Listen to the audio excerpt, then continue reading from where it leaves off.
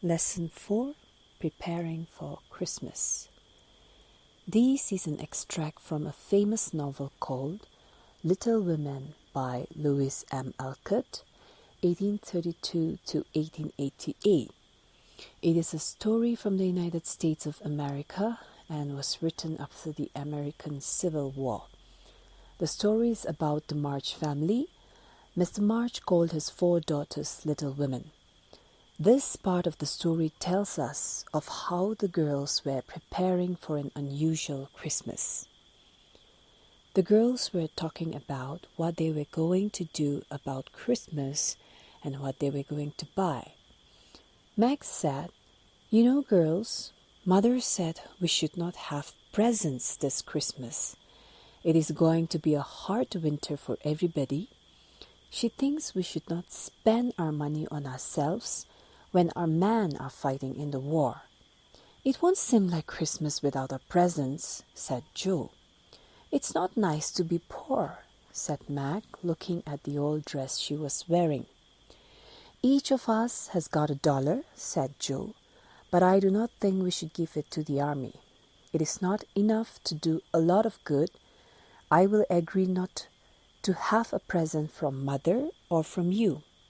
But I would like to buy a storybook for myself. I have wanted it for so long.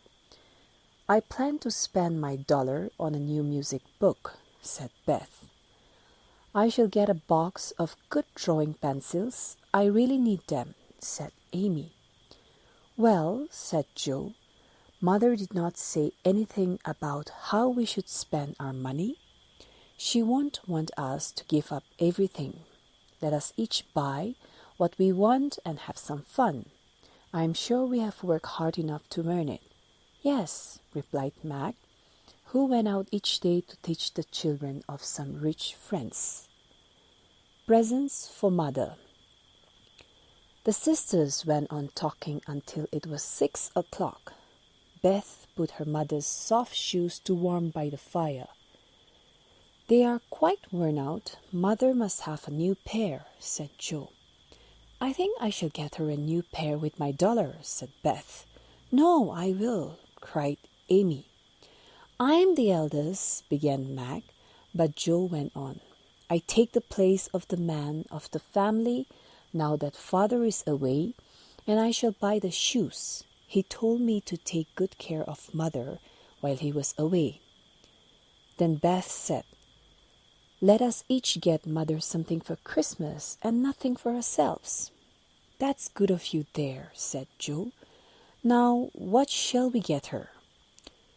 They all thought for a little while. Then Mag looked at her own pretty hands and said, "I shall give her a pair of gloves." "I shall buy her army shoes. They are the best you can get," cried Joe. "Some pretty handkerchiefs," said Beth. "I shall buy her a little bottle of scent. Mother likes it. It won't cost much. I shall have some money left to buy my pencils," said Amy. When they had decided what presents they were going to give, Joe said they must begin to practice their parts. They were going to act in a play on Christmas night. "I am not going to act any more after this time.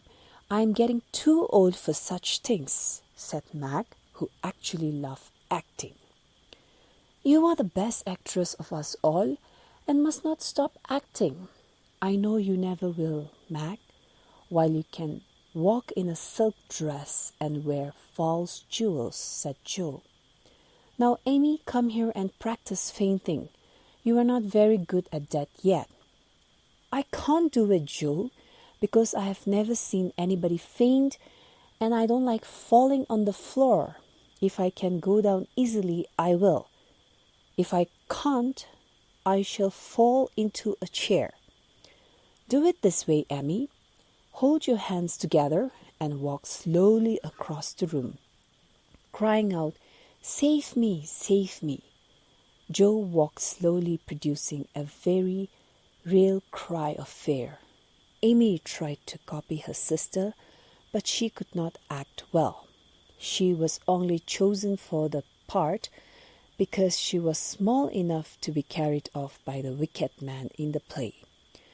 "Oh dear," said Joe, "that's no use. You must do the best you can, and if people laugh, don't blame me." "Oh, Joe, I don't know how you can write and act such wonderful things," said Beth. She believed her sister was wonderfully clever at everything. "It's the best play we have had yet," said Mag. Mother comes home. The girls went on talking and laughing until the door opened and a voice said, "I'm glad to find you so happy, my girls." They turned to greet their mother. She was a tall, good-looking woman. Her dress was not new, but her daughters thought she was the best mother in the world. "Well, my dears, how have you got on today? I'm sorry I could not get home sooner." Mrs. March talked to each of her daughters as she took off her outdoor clothes. She sat down on a comfortable chair and put on her warm shoes. Then she pulled Amy towards her and got ready to enjoy the happiest hour of her busy day. The girls tried to make things comfortable for their tired mother. Mag put cups and plates on the table. Jo got the chairs ready. She was so excited she dropped or knocked over everything she touched. Beth moved, quiet and busy, between the sitting room and the kitchen. Amy sat by her mother with her arms folded and told the others what to do. When they had all sat down to tea, Mrs. March said, "I have a nice surprise for you after tea."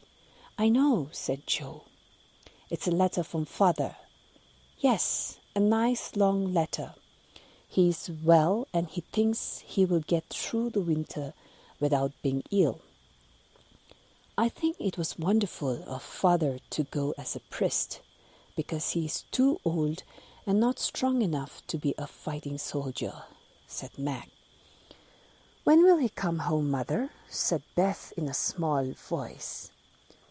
"Not for many months, dear, except if he is ill. He will stay and do his work for as long as he can. We must not ask him to come back while there is still work for him to do. But now listen to the letter."